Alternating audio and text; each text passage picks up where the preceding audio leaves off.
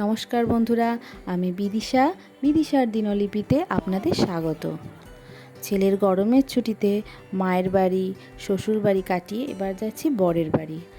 আমি, আমার বর আর আমার ছেলে অপেক্ষা করছি ট্রেনের জন্য। ছেলে না গরমে দাঁড়িয়ে থাকতে থাকতে অধৈর্য হয়ে যাচ্ছিল। তো ট্রেন এসে গেছে, ট্রেনে উঠে পড়েছি। উঠে দেখছি যে একটা ছোট টিভি আছে। তো টিভিতে বিভিন্ন অ্যানিমেলসের ভিডিও দেখাচ্ছিল। ভাবলাম যে আমার ছেলে এই ভিডিও দেখতে দেখতে পুরো ট্রেন জার্নিটা করে ফেলবে, কিন্তু এত গরম, বেচারা ঘামে পুরো ভিজে গেছে। তো ওরও বেশিক্ষণ এই ভিডিওটা দেখতে ভালোই লাগলো না।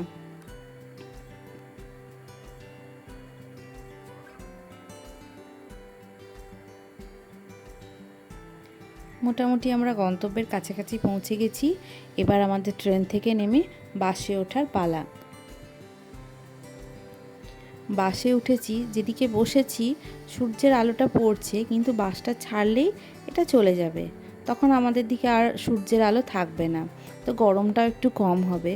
তো মোটামুটি আমরা যখনই যাতায়াত করি, আমরা এসি বাসেতেই যাতায়াত করি, কারণ গরমে ছেলেটা খুব কষ্ট পায়। কিন্তু আজকে এসি বাসটাতে এসিটা চলছে না সেটাই বুঝতে পারছি না। ছেলে যেহেতু ঘামে ভিজে গেছিলো, ওর গেঞ্জিটা চেঞ্জ করে দিয়েছিলাম, কিন্তু বাসে উঠে দেখি আবার ঘেমে গেছে। তো জানি না যে কত দূর ভিডিওটা করতে পারবো। তো সত্যি আমি ভিডিওটা বেশি দূর করতে পারলাম না, কারণ ছেলেকে হাওয়া করতে করতে আর ঘাম মোছাতেই আমার সময় কেটে গেল।